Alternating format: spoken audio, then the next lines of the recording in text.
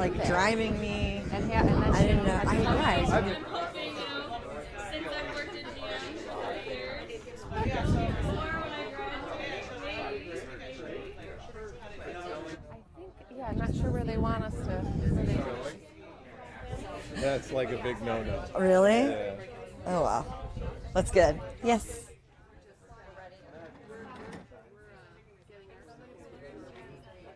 Rob.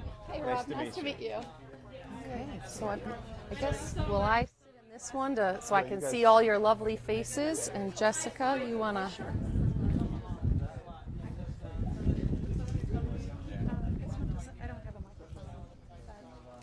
Oh, I think Rob, Kate, we're missing them.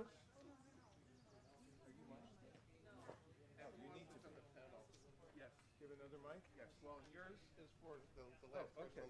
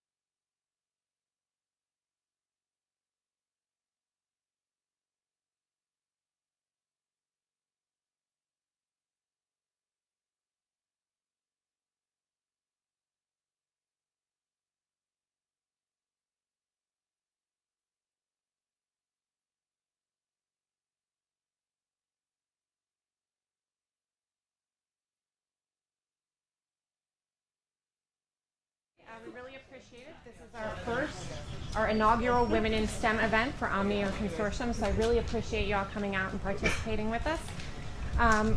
Going to introduce our Master of Ceremonies. I couldn't think of a better person to be here in that role. Rob Galvin is the CTO for the Port Authority of New York and New Jersey. He is also an Omnia board member. And once I tell you a little bit more about his activities, you'll understand why he's a great person to be in this role. I'm going to cheat. I apologize for that. So for the past 2 years, Rob has been the executive sponsor of the Port Authority's Women's Council, the PAWC, and they are an organization within the Port Authority that is dedicated to advancing the careers of women working at the Port Authority. During this time, they have created the Women in Technology Committee, and the goal of that committee is to promote opportunities for women to learn about new technologies and create solutions within their departments. The PAWC held a record number of events, increasing membership by 50%, and they have partnered with the Girl Scouts of New Jersey to advance the curriculum to create a patch in transportation. So in the technology department, they also make a big deal of the Bring Your Child to Work Day, and they have increased significantly the participation in that, starting out with just 3 participants and moving and growing to 40. And they have a full day of STEM activities for the kids that participate. So again, I can't think of a better individual in this role, and I would like to introduce you all to Robert Galvin. Thank you, Kate. It's my pleasure to be here, and I'm actually going to cheat more than Kate did because I have old school clipboard. So I just want to take a second to celebrate the fact that there's a bill on the President's desk to declare Juneteenth a national holiday. And I think we should absolutely,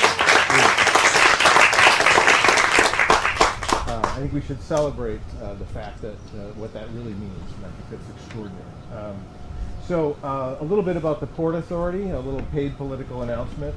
It is a $7 billion, 100-year-old agency responsible for the critical infrastructure between New York and New Jersey, the George Washington Bridge, the Lincoln and Holland tunnels, the Staten Island bridges, the Port Authority bus terminal, the busiest bus terminal in the world, the airports, JFK, LaGuardia, Newark Liberty International Airport, the PATH train system connecting Newark to Midtown Manhattan and Lower Manhattan. And while we're in Lower Manhattan, the World Trade Center site is owned and operated by the Port Authority.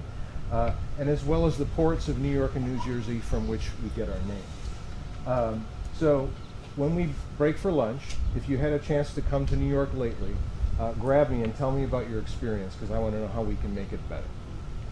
Okay, OmniAir Consortium, brief announcement about OmniAir. It's the leading industry association that promotes interoperability and certification for connected vehicles, intelligent transportation systems, and tolling systems. Members include public agencies like mine, private companies, research institutions, and independent test labs. So I want to welcome you to our first ever event to address women in science, technology, engineering, mathematics. We have a very engaging event with a distinguished panel of leaders in transportation and technology. You know already? Exactly. This is a test bed right here. Everything happening is real. And they're going to share their stories of how they manage their careers to achieve success in their fields. But first I wanted to set the stage a little bit. Why do I care about promoting women in STEM?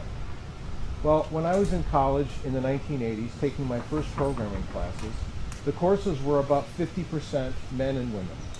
It was a brand new field, and there was no sex role stereotyping going on. So, and likewise, when I graduated and joined the private sector, there were plenty of programmers, women analysts, technicians, etc. And over time, and much to my dismay, the industry has failed to maintain this parity and offer a welcoming environment to women, resulting in them choosing other professions. I think it's a disadvantage to both the technical professions and to women. And so I'm working to resolve that. And I think it's ironic in software, given the fact that software is literally conceived by a woman, Ada Lovelace. If you don't know Ada, in 1843, she wrote a letter to Charles Babbage, the man who created the difference engine. And in this letter, she suggested that instead of dedicating a physical single-purpose machine, Charles' invention could instead be given instructions. She even wrote code in the letter as an addendum, now considered the world's first computer program. The fact is that women have always contributed to technology, engineering, science, transportation. They just haven't always been recognized. STEM needs women represented in these fields because women have extraordinary talents, great ideas, and valuable perspectives and insights to make technology and transportation products and services better. I met my spouse of 31 years at work in an IT department. She was an expert on PC software and a trainer, and she gave constant usability feedback before that role even existed. And at the same time, she was the president of the Michigan chapter of the National Organization for Women, and that had 7,000 members and 32 chapters just in Michigan alone.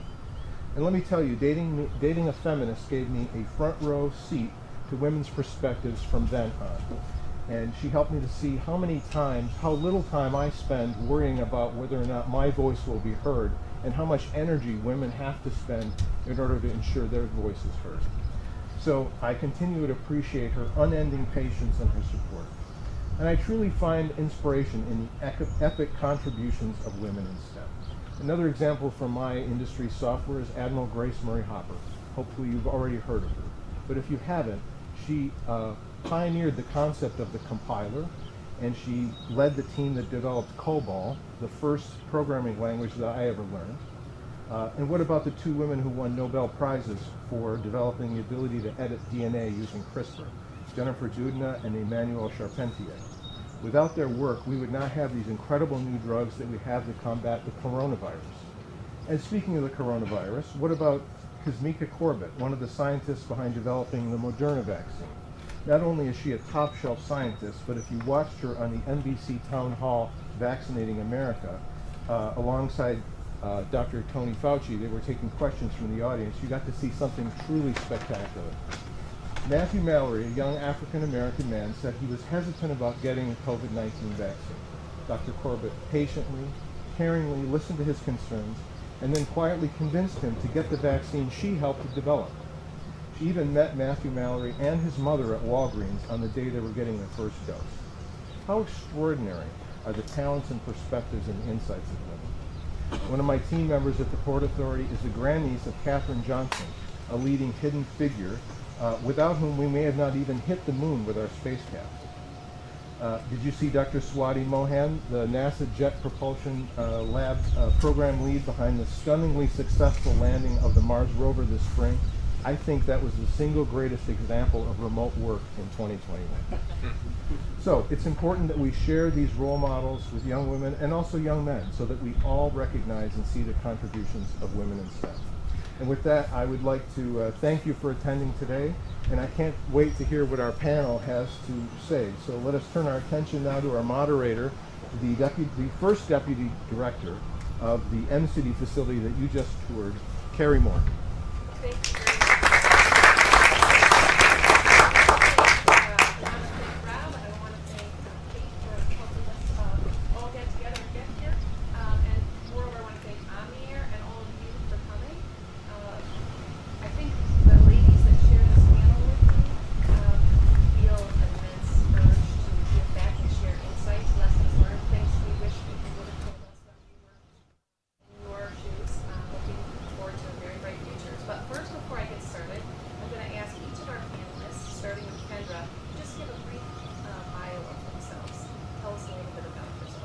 Thank you, Carrie, and thank you everyone for coming today. My name is Kendra Pridemore, and I am a native Michigander. I began my career in science probably as a small girl, being outside, being outdoors, noticing the beauty of nature and the intricacies of what makes it tick. I was always fascinated, had lots of questions, and that carried through. High school, we had a career day, and a medical technologist came in and explained what she did in a laboratory setting, taking different samples, blood samples, and analyzing them to determine people's health. And I thought that was just fascinating. And at the time, too, my mother had cancer. So I thought, that's something that I can do to help contribute and make a difference.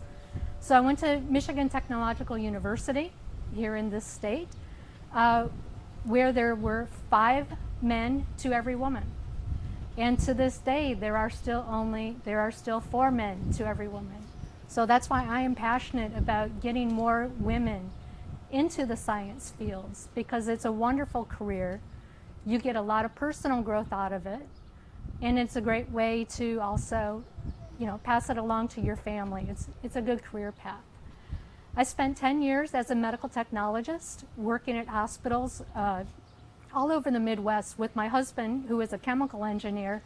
His career advancements, we would have to move. So I was always able to find a hospital laboratory to get a job at. And while doing that, I sort of had this inkling that I wasn't quite where I needed to be. And so I fell back on my minor, which was business administration, started a few small businesses of my own, and was an entrepreneur for another 10 years, running a retail establishment, a video store in our local neighborhood, and also how they're connected, they're not, but a hydraulic hose repair business that, we were hoping to grow, that my husband could leave engineering and we could, start our own, mega enterprise. Life takes you down different paths. You have to roll with the punches. You get pushed in directions you don't understand and don't know.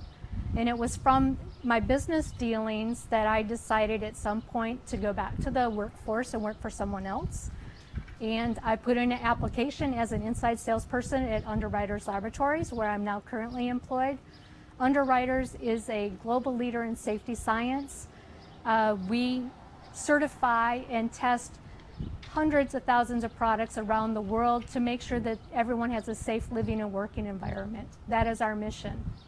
And through that, I got involved in automotive, where we are helping the automotive OEMs and their tier suppliers make sure that the products that they're building to put in cars are capable, reliable, and they're safe, because lives depend on vehicles being safe.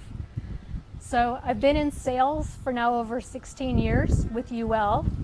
It amazes me to see the technologies come. I learn something new every day. I get to work with wonderful organizations and consortiums like OmniAir, helping bring harmonization to new technologies so that it's implemented the same way, but also, so again, it's going to create a safe and better world for everybody else. So that's my story. Ana Villegas, and I am the Chief Marketing Officer for NI, and I have been working for 26 years. And my story started in Peru. I am originally from Peru, Latin America. I'm a Latina, if there's any Latinos here. And I grew up in a society and in a household where my parents were very traditional, and the expectations were that I was going to get married. I went to an all-girls school, nuns, and everything was set up in a way for me to be good, be a good girl, find a husband, and be happy. And, my DNA was not there. I really like math. I really like numbers. When I will see my cousins, I'll be like, oh, I like what you guys are thinking in terms of science and different topics. And I was like, why can I do this? So I decided to pursue a career in engineering. And it was not easy. It was not, it was difficult. It was a lot of work, but it helped me start to go into the world and the path where my passion was going, which is like, how can I change the world? How can I drive a differentiation? And how can I have an impact in what I do? So that was, I will say, early on, one of the areas that I had to fight against of having my career and sticking to it. And then as I started working Peru again, I realized that it was very, again, male dominated. So as I went up the ranks, I went to a point where I would look up and look sideways, and I was the only woman, and I was like, oh my God, and who is going to mentor me to get there? So I took the decision to come to the US to study a master and build a career here, because I thought, okay, that's where my opportunities are, and I want to keep growing. So came here the same year of September 11, so there were no visas for international students, and really I had to figure out my way for 6 months after I graduated to find a job. They'll finally opened me the doors. It was a step down from what I have been doing in Peru, but I said, I'll take it. I need to stay, and I need to keep going. And I have been now 20 years in this country, and I have fought hard to be able to keep moving and to keep getting to where I am today. So for me, why I'm here, because I care about each of you. Because for me, it's a priority to give back and to help other women go up, and get the recognition and get the visibility. I try to do it from me as a person, I care that my company does it. So I work for NI. One of their main priorities is STEM and STEM education. And I sit on the board for Latinitas, which is an organization that helps girls from 9 to 14 years old learn about science and technology. And hopefully I can share today some more of the challenges I went through, the ways I've solved it, and so others can get there faster, right? It took me 20 years once I came here to get back on and to get back up. So that's why I'm here. And right now I live in Austin, Texas, so that's where I'm coming from. Thank you very much, Anna. Courtney, would you like to share? Hi, thank you everyone for having me here today. I'm Courtney Ehrlichman. I am the head of strategy at Panasonic Smart Mobility and co-founder of Robotics, a spin-out of Carnegie Mellon's Robotics Institute. I started my career path has been quite organic and not a straight line. I like to tell people I started in tiny freight working as a bicycle messenger about 20 years ago and got the on-the-ground experience of how unsafe our transportation system was. And I grew up, my father was in technology. As a young girl, I think it was at the Apple IIe, maybe some of you remember it. I just remember it, my dad had programmed it to flash my name, and we've come a long way since then, and I was always moved by the fact that my father thought that my brother should go into this computing world and that I should not. And I always thought, I am so much better at this than him. Like I can help change the world. He can just do the thing. So I've always been like whenever it's like, you can't do this, Courtney, I've always sort of been like, well, watch me. Coming from a bike messenger, I ended up landing and working at the Traffic 21 Institute at Carnegie Mellon University after being a researcher there for 5 years, and rose to be the deputy executive director of 2 national university transportation research centers there, where I demanded that there be programs for women, so I was able to create a Women in Transportation Fellowship where any female, so anyone here, daughters or wives that are interested in going into a graduate program and might not have the financial resources can now do that for free at Carnegie Mellon and then work inside the Traffic 21 Institute and build their network out politically. And that has now been extended to the Robotics Institute summer internship program where women are supported now, and the engineering program at Carnegie Mellon. While I was at Carnegie Mellon, because I wasn't really busy, I spun a company out of the Robotics Institute called Robotics. That's now in 250 cities around the world. But I was just ready for a change and to see what other impacts I could have. So I set out my own shingle in 2017. And I was just telling Carrie earlier, it's like jumping off a cliff backwards with my eyes closed, which was great. It's a great feeling. And was able to, as a consultant, advise the United Nations, the World Economic Forum.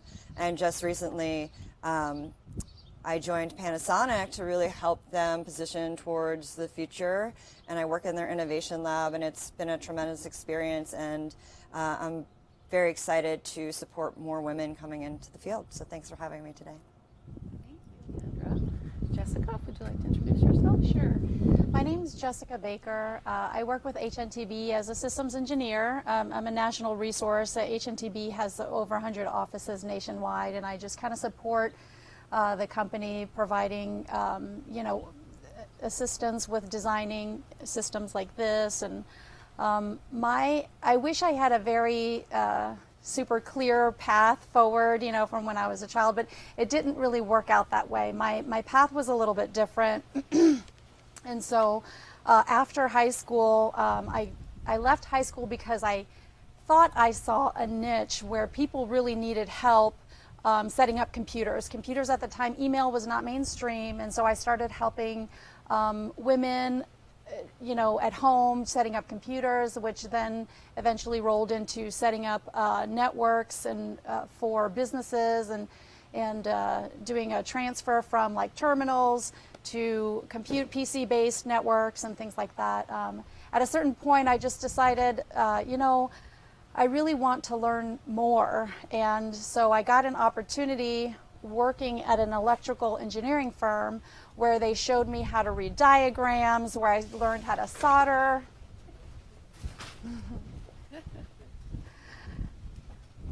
And I learned how to weld, and I learned a lot of things. But then I decided I wanted to make a bigger difference than I was. And I tried to locate more. I kind of hit a ceiling where someone told me at one point and said, you know, Jess, it's about education, networking, and experience. So I already had a good deal of experience. I wasn't very well connected, although that was a little bit, but I had basically no education. I hadn't gone to college. And really what motivated me was, you know, I had a child and I decided I wanted a better future for her.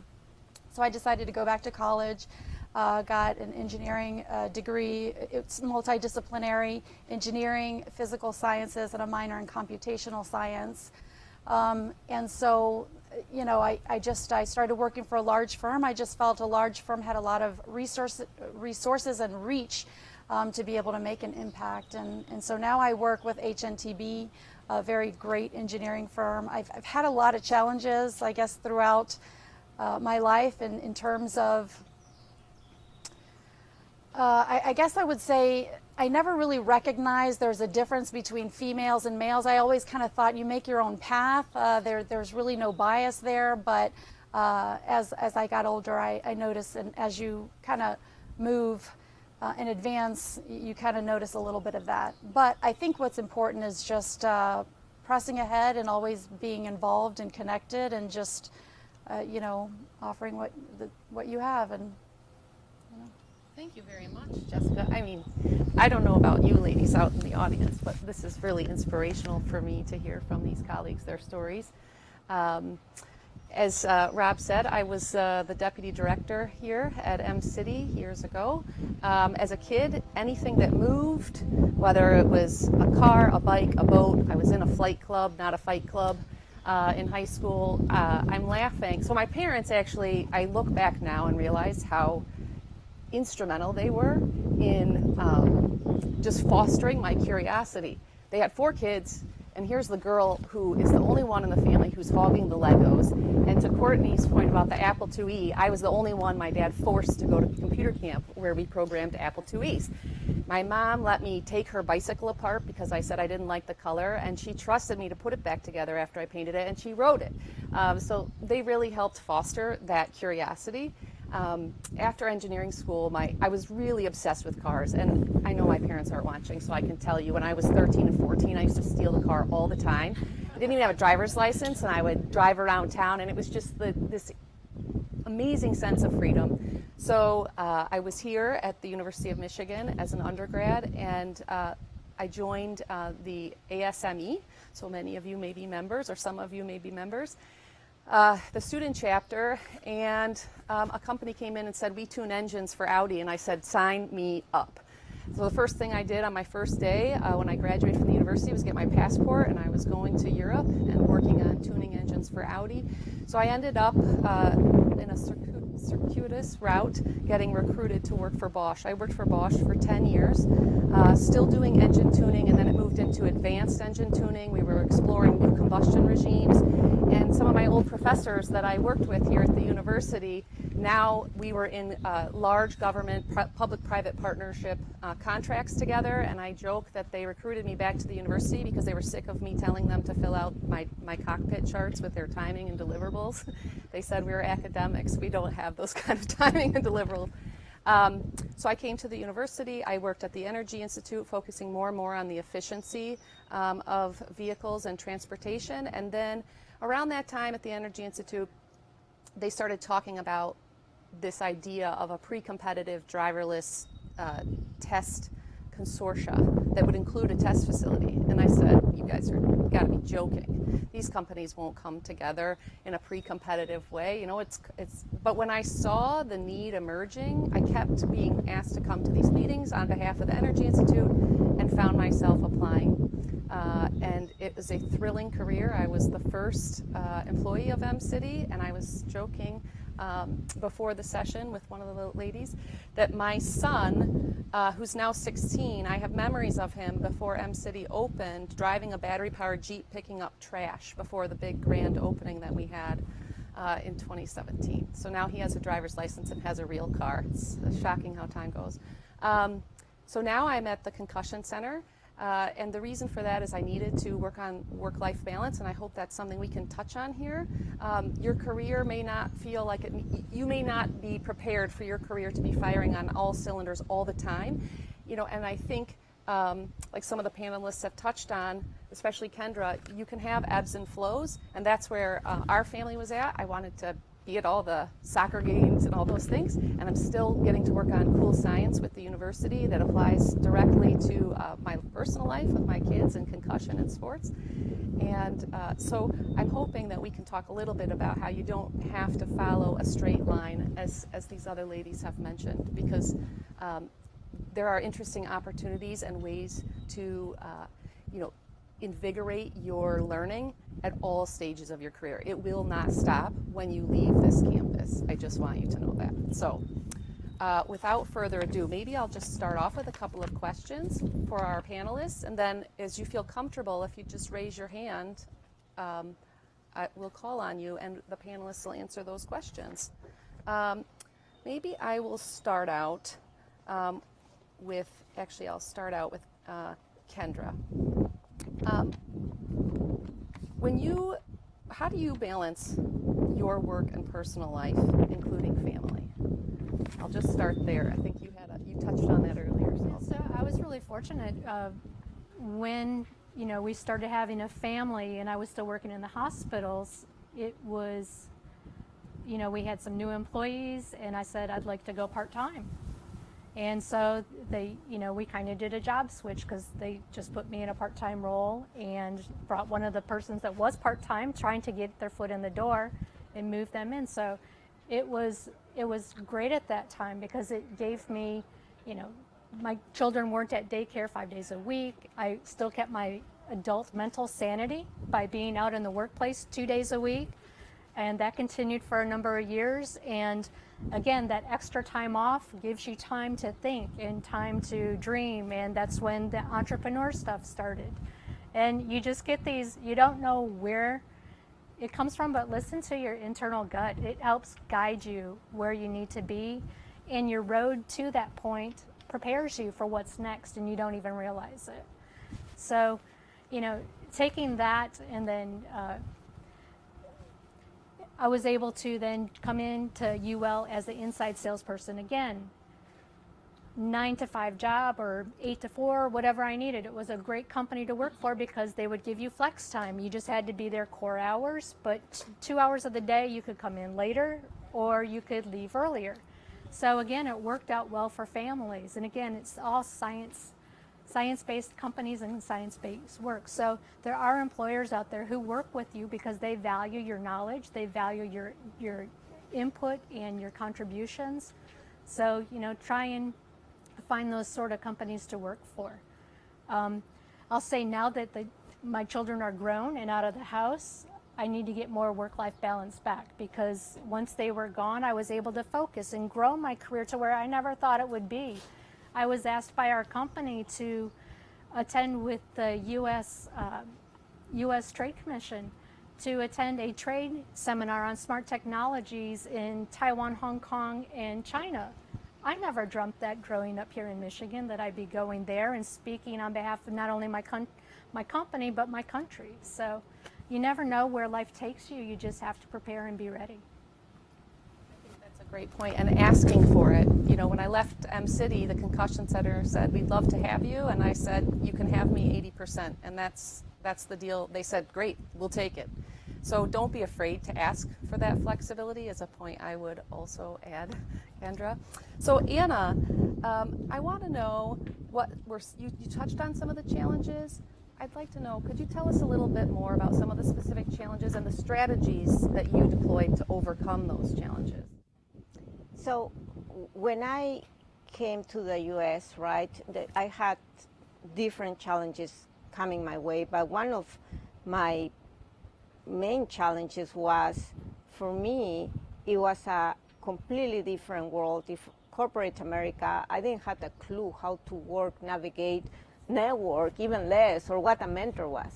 So I really had to take time to listen and do a lot of learning, and I will go to meetings and sometimes take notes of how people were winning a negotiation, right? Or how people were making their points. I was observing and writing and observing and writing, and I will have friends who are Americans who I'll ask, hey, what do you think about this? What do you think I need here? So there was, again, it was just like having a second career in parallel for me of learning the culture of the place we're going that where. And then I think that's almost like you have to have that regardless of where you go. Like you can be now here, you may get a job in a company where you go and you say, oh my God, I don't know anybody. But you have to take the time to learn about the environment and to see how can you be successful versus just say, I just going to learn what the job is. It's very important. The other one, which was early on, right? I grew up in an environment that was all women because that was the school, and my parents were very protective, so I will not even go to the movies without my parents. It was all like in a bubble. So in my case, I knew I wanted to study engineering, but at the same time, I knew I want to study this world of guys, and engineering was for guys. So I'm like, okay, I'm going to get my master's in how to, build relationships and develop these relationships with guys. Engineering is going to be part of that. So when I started engineering in the class, I was the only woman. I was like, oh my God. But then when I graduated, I had the best friends for life. And I have learned so much about something that I was so afraid because it was like the unknown.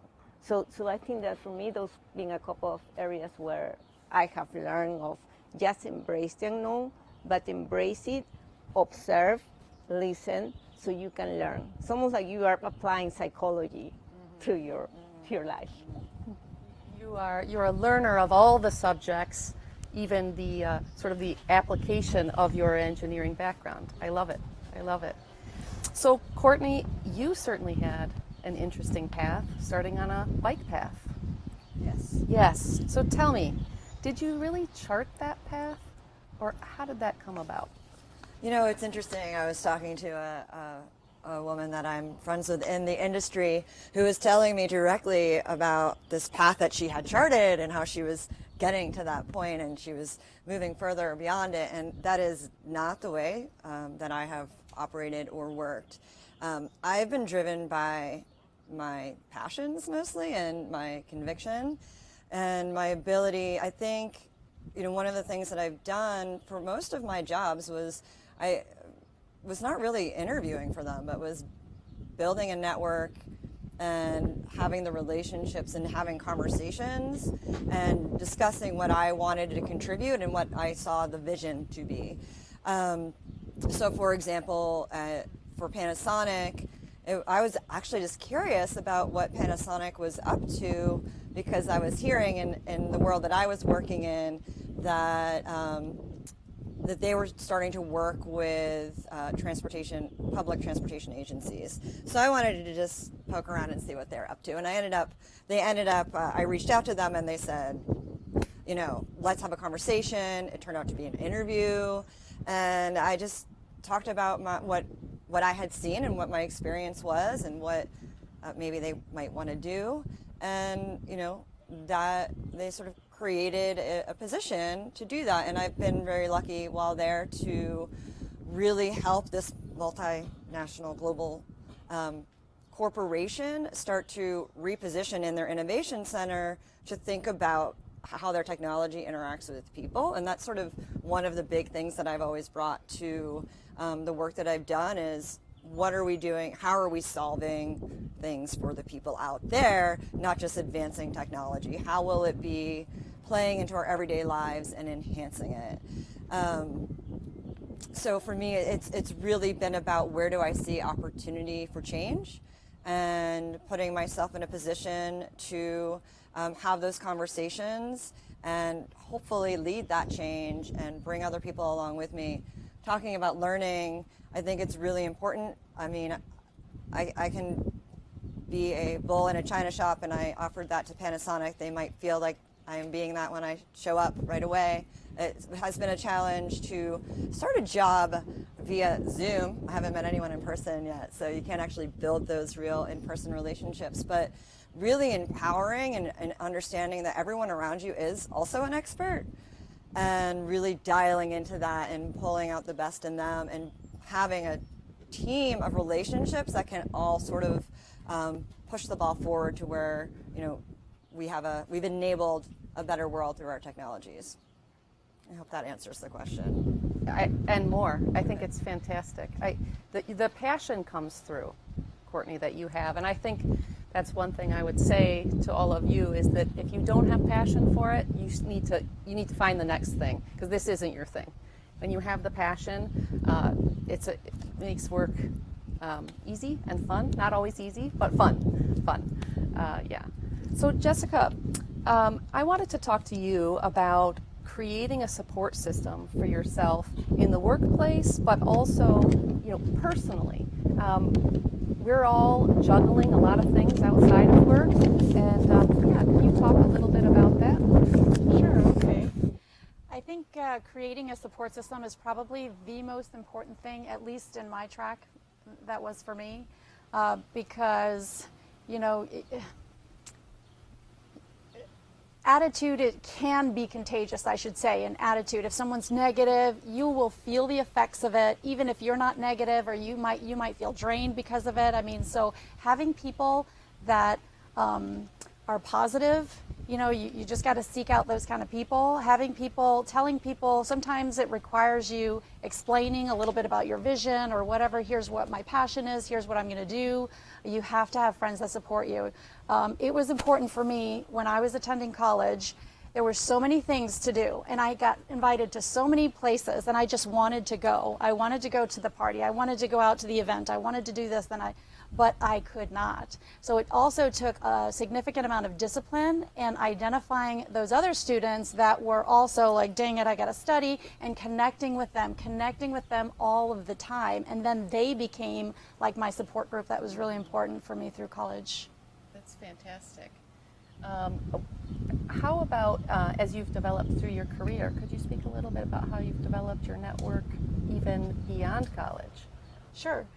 So in the career is very interesting because it has gone from computer engineering to systems engineering. I work for a firm now that does civil engineering and a lot of the engineerings.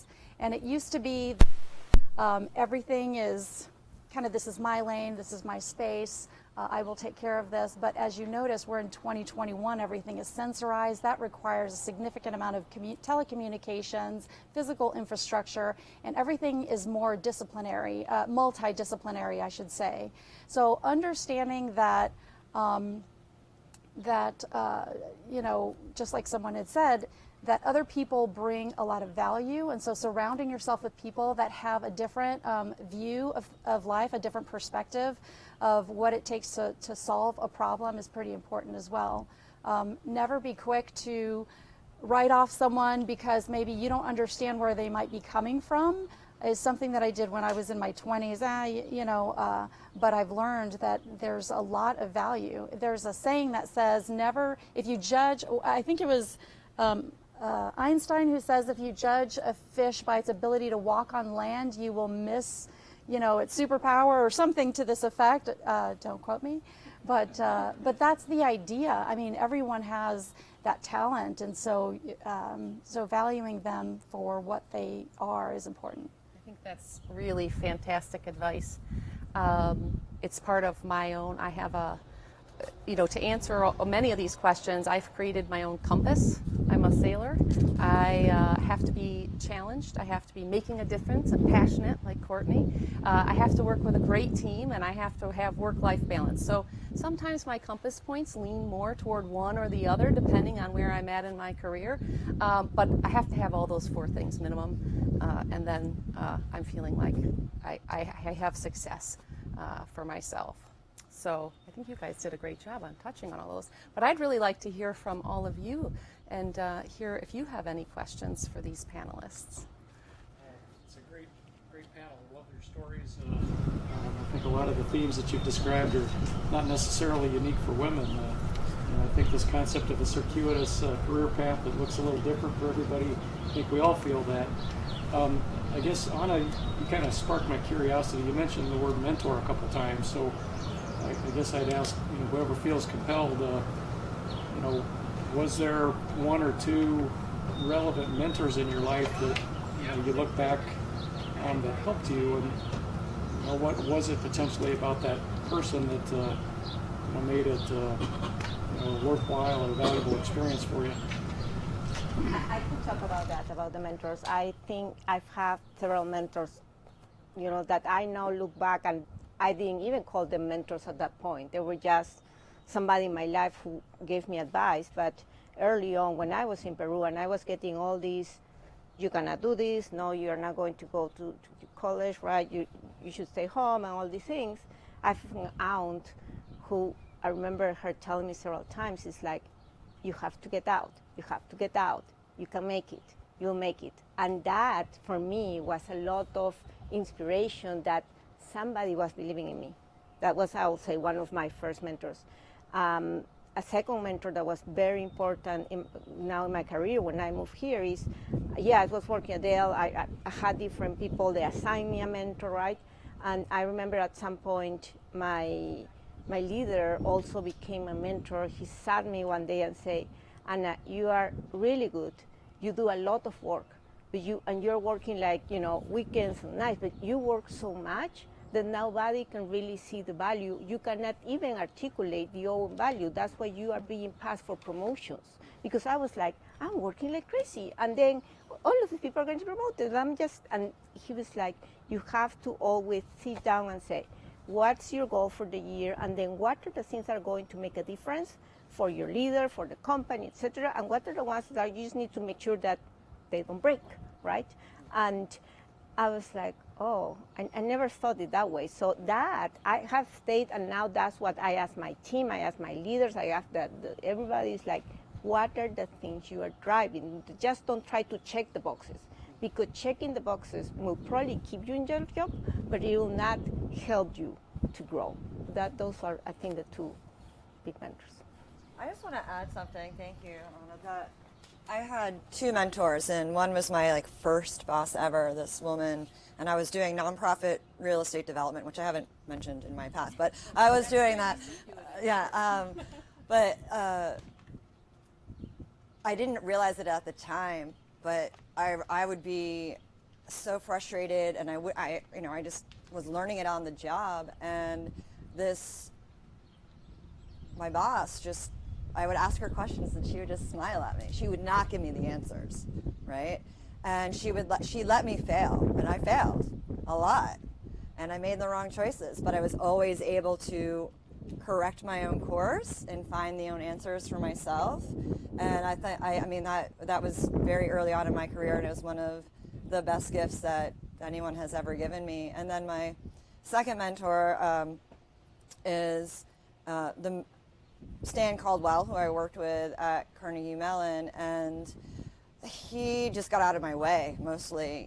I had all these ideas, and he just resourced me and was able to say, okay, go forth and figure it out, and then just touch base with him when I needed to. And he let me fail a lot too, and he also just gave me an opportunity to network with people, and he would step aside for speaking engagements and offer them to me instead. So I think there's many different ways that you can be a mentor, and you might not even realize that you have a mentor in the moment, but see it sort of in hindsight. 100%. That's been my experience with most. It happens organically. So don't feel that whatever organization you end up involving yourself in, that if they don't have a formal mentor program, then you're stuck. You can form these relationships very easily, organically, and they might sneak up on you. You might realize it after the fact. Absolutely. Yeah. Hi, thank you for being here today. A lot of times it's said that women or girls in school will not speak up unless they feel like they're 95% confident that they're right, whereas maybe guys will speak up if they feel like they're 25% confident that they're right. And they, like in high school robotics, sometimes teams that are all women are finding a lot more success just because the young ladies are like, they have no more fear. But that's not very realistic for like, you know, a real life situation. So what advice do you have for like women going into STEM about how, like how confident should you be when you, before you speak up? How do you get to that same level of confidence in being involved in the conversations? I would say the biggest thing. For the audience, how for the live stream. Yep. Just repeat the question. You want me to shout it out again? Yeah, please. So Well, the upshot. we have the mic. So if Sorry. you just repeat the question, your answer, that'll help everyone online. Okay. So the question was regarding how do you learn or how do you feel confident enough to speak up and, you know, state what you believe or what you know is true. I think a lot of it has to do with getting out of your own head and, you know, take a leap of faith. If you believe and you know, then just have confidence in yourself and express that.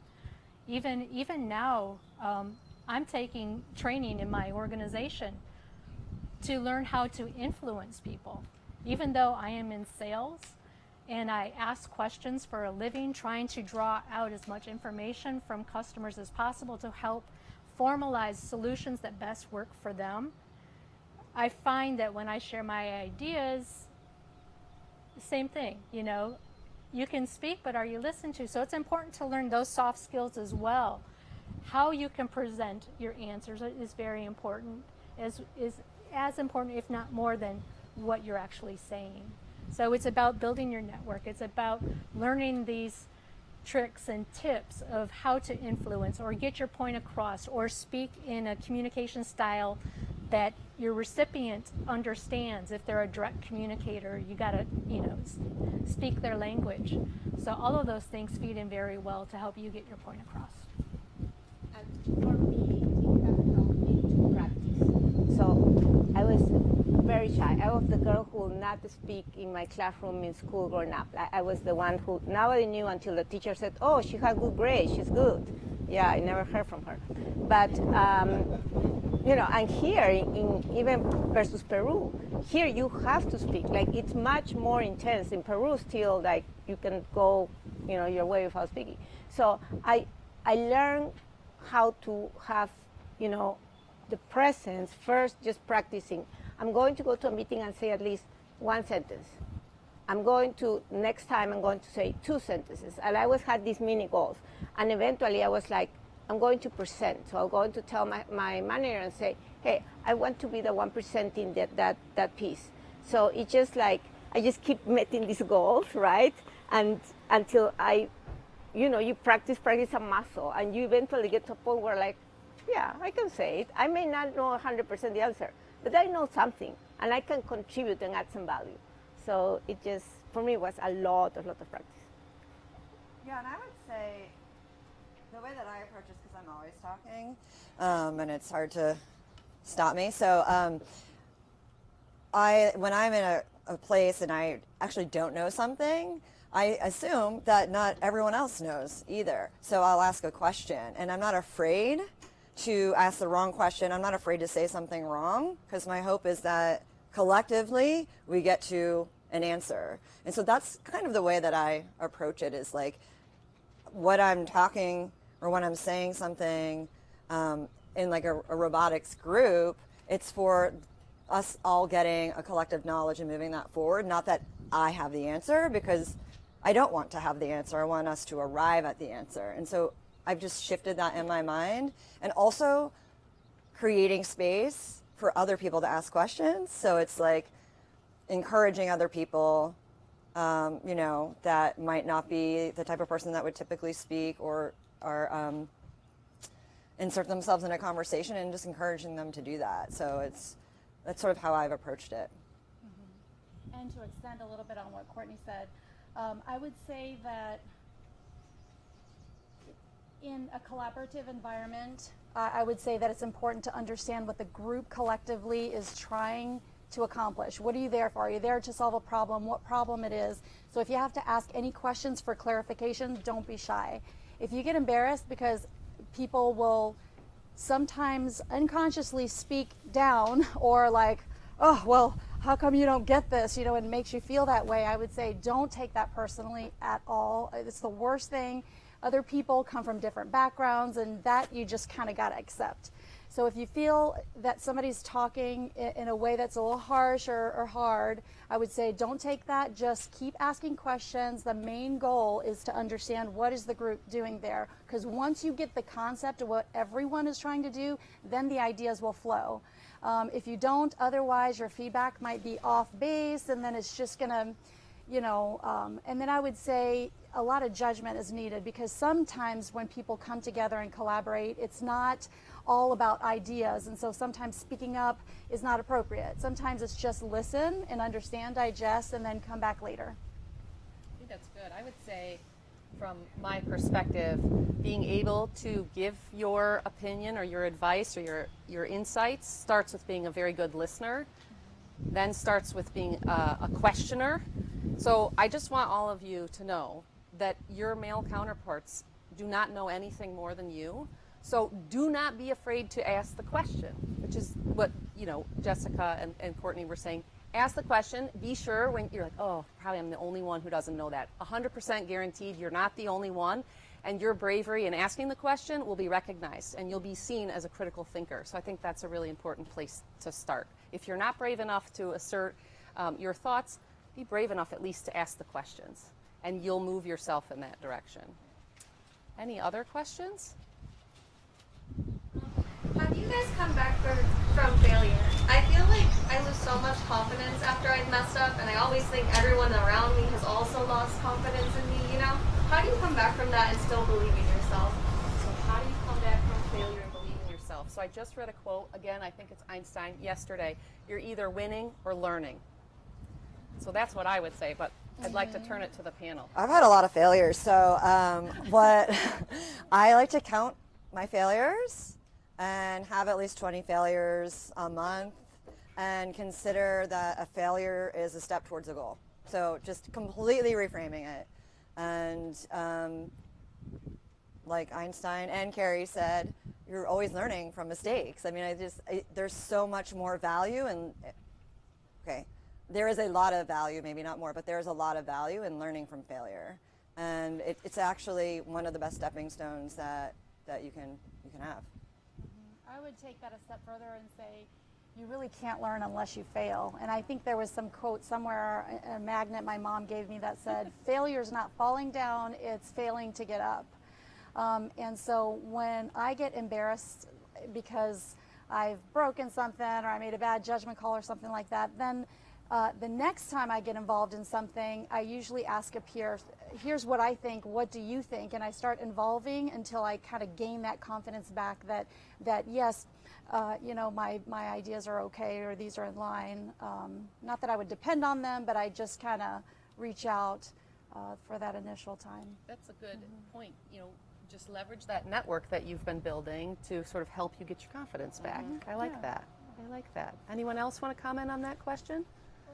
Definitely, when you fail, it's when you learn the most. And you need to give yourself the space to go back and use scientific practice. Why did it fail? What steps reanalyze, go through the data, and then it helps point you in the right path moving forward. So, you know, use it as the great tool that it is. Testing is testing. There's failures, there's compliance, there's passing results. So, you know, it's all learning. Yes, and I think that it's, you know, through failure, we also learn to be more compassionate to others and to be more humans, right? Sometimes go in our career and we are there and everything, and it's like the failure just brings you back to reality, because anybody can fail, and it's good and it's okay to fail. Maybe one last question before we wrap up? Yeah. Transitioning careers and like finding a new passion, like how do you go about seeking new opportunities, or just like looking like what's up there for you? So the question is, how do we go about changing pathways in our career and finding opportunities that are out there? Would anybody like to take that one? I would say they found me. You know, I wasn't looking to work in concussion, and they came for my advice. How do you start a center like M-City? And asking, and suddenly like, why won't you just do this for us? And I said, that's crazy. I don't work on that. I have no background in medicine. I have 2 kids who hit their heads a lot. But other than that, I'm really unqualified. And I think the learning lesson for me was taking the skills in terms of building productive teams, developing strategy, all of that translated over to helping build this concussion center. So for me, it was just really just an opportunity to transition my skills that came my way. It was unintentional, but I've had a number of different, like a jack of all trades, master of none kind of thing going on in my life. So what I've learned is to identify the commonalities between them two. So when I learned computer engineering and I used to build out networks and I came to civil, I already had that skill. I just needed to fine tune it to the niche and specifications that, say, for example, the networks would have here at DOT. And then I would highlight those connections. So when you're looking for job interviews, bubble up networks and things that you know that they might have. Or, you know, data is something that's common to everyone. So maybe you don't understand a particular data set, but you know how to work with data and you know how to analyze it and what theorems, or, you know, just pick something, understand those commonalities, and then promote those commonalities. And then I would say there was something else. Oh, and then